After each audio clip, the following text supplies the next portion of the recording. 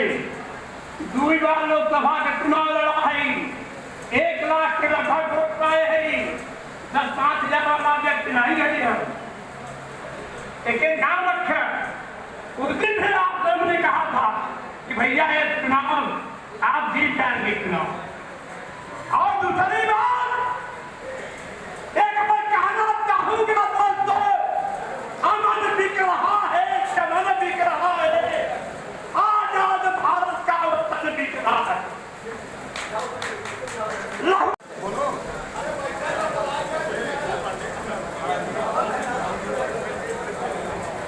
भैया भैया भैया इधर देखो भैया। ए भाई सामने चढ़े यार, ये रहो पीछे वो भैया भैया जी भैया।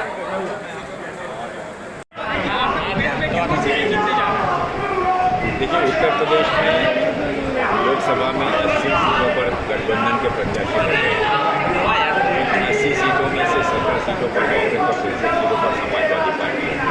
लेकिन जिन उद्देश्यों को लेकर माननीय राहुल गांधी जी और आदरणीय अखिलेश यादव जी ने इस गठबंधन को सही स्वरूप दिया, उसका उद्देश्य मात्र रहता है कि देश के अधिकांश बहुमत जो मोदी जी के पक्ष में नहीं है, ऐसे सभी पार्टियों को पक्षों को एकत्रित कर और इस बहुमत को मोदी जी के खिलाफ मजबूती के साथ पेश करें।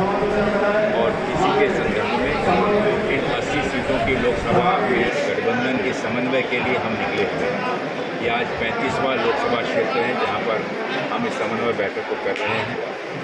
यहाँ पर भले ही हमारे कांग्रेस के उम्मीदवार नहीं, लेकिन गठबंधन माननीय राहुल जी का और आदरणीय अखिलेश यादव जी और उनका स्पष्ट ये मत है कि जहाँ जहाँ भी गठबंधन के उम्मीदवार हैं उन्हें सामूहिक रूप से बेहतर समन्वय के साथ हम मुकाबला करें। और मैं दावे के साथ बहुत ही गर्व से कह सकता हूँ कि उत्तर प्रदेश में बहुत ही बेहतर गठबंधन के समन्वय के साथ हम अधिकांश सीटों पर विजयी होने जा रहे हैं। और आने वाली आगामी 4 जून को दिल्ली में भारतीय जनता पार्टी जो कि मोदी के नेतृत्व में आसीन है, उसे दखल कर और गठबंधन की एक मजबूत सरकार स्थापित करें।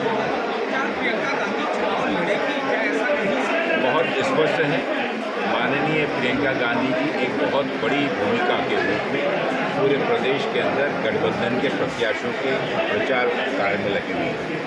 और साथ ही साथ कांग्रेस पार्टी के भी जो कार्यकर्ता हैं, कांग्रेस पार्टी का भी जो संगठन है, उसके बीच में समन्वय कार्य वो कर रही है। तो उन्होंने बहुत स्पष्ट स्वयं होकर ये निर्णय लिया है कि इस वक्त मैं पार्टी का कार्य करूंगी। आदरणीय राहुल जी रायबरेली से चुनाव लड़ रहे हैं, रायबरेली अमेठी के चुनाव में भी उनकी अहम भूमिका होगी।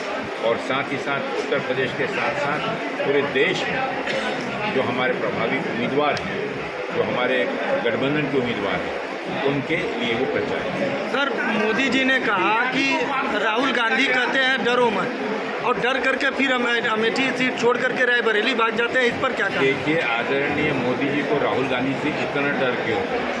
सुबह सो के उठने से लेकर और रात को सोने तक और सपने में भी उन्हें राहुल गांधी जी को देखते हैं। राहुल गांधी जी पूरे देश में प्रचार और प्रसार कर रहे हैं। रायबरेली कांग्रेस और गांधी परिवार की पुरानी सीट है, जिस पर हमेशा गांधी परिवार का प्रतिनिधित्व करते आए। इंदिरा जी से लेकर माननीय राजीव गांधी और विशेष रूप से मिसेस आदरणीय सोनिया जी इस सीट का प्रतिनिधित्व करते आई। रायबरेली और अमेठी पूरे परिवार के लिए एक परिवार के रूप में, गांधी परिवार के साथ एक परिवार के रूप में और एक परिवार के रूप में निश्चित रूप से अब जब सोनिया गांधी जी राज्यसभा चली गई है, तो वहाँ की लोगों की सेवा और जो विकास कार्य है उसको गति देने के लिए आदरणीय राहुल गांधी जी को लड़ने का निर्देश माननीय कांग्रेस अध्यक्ष मल्लिकार्जुन खड़गे जी और सोनिया जी ने दिया है। इस आदेश का वो पालन कर रहे हैं। इसमें कहीं कोई डरने की बात नहीं है, लेकिन चिंता ना करें। अमेठी में भी भारी बहुमतों से KL शर्मा जी, जो कि परिवार के सदस्य के रूप में ही हैं और पिछले 30 वर्षों से संगठन कौशल के साथ, गांधी परिवार के साथ पूरी वफादारी के साथ सेवा करके आए हुए हैं।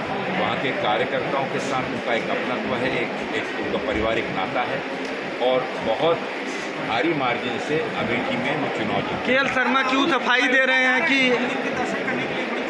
देखिए मंदिर का दर्शन और ये हर एक की व्यक्तिगत निर्णय होता है। उसके ऊपर में वो कब जा रहे हैं, क्या जा रहे हैं, उसके बारे में कोई विशेष रूप से जाहिर रूप से उसको आदेश करने की सर केएल शर्मा क्यों सफाई दे रहे हैं कि सही बात ये है कि आज मंदिर और मस्जिद जिन उद्देश्यों के लिए स्थापित की गई है, बेहतर भाईचारे के लिए, देश के विकास के लिए, और जो वादा माननीय राहुल गांधी जी से नहीं जो वादा इस देश के प्रधानमंत्री ने 2014 और 2019 में किया, उस चीज़ पे आप प्रश्न क्यों नहीं पूछे? जो प्रश्न माननीय राहुल गांधी जी प्रधानमंत्री जी से बार बार पूछ रहा है, देश की जनता पूछ रही है, राहुल गांधी जी से देश के आदरणीय अखिलेश यादव जी पूछ रहे हैं, पूरा देश पूछ रहा है कि इस देश में 15 लाख रुपए हर के खाते में देने का जो वादा उन्होंने किया था वो कब पूरा होगा? इस देश में 2 करोड़ नौकरियां प्रतिवर्ष देने का वादा माननीय मोदी जी ने किया था, वर्तमान से 10 वर्षों में 20 करोड़ नौकरियां वो कब देने जा रहे हैं? इस देश की अर्थव्यवस्था जहां 1 रुपये की कीमत अब 50 पैसे से भी कम हो गई है, उस कीमत को कब स्थिर और आगे बढ़ाएंगे? इस देश में रोजगारी, किसान भूखा मर रहा है, 2 वक्त की रोटी का मोहताज है, उन लोगों को दोगुनी आमदनी देने का वादा जो किया था उसको कब देंगे? तो माननीय मोदी जी इस देश के भाईचारे को कमज़ोर करने के बदले इस देश के भाईचारे को कैसे मजबूत किया जा सके और लोकतंत्र के सहारे इस देश का संविधान की रक्षा कैसे हो सके, उस पर जवाब दें इस देश की जनता को, जो आज इस देश की जनता जानना चाहती है और आज मोदी जी के चेहरे को वो पहचान चुकी है। और 2024 के चुनाव में इस देश की जनता ने अपना मानस बना लिया है, अपना मन बना लिया है एक बदलाव का, जो पूरे देश में नज़र आ रहा है। और 4 जून 2024 को इस देश की जनता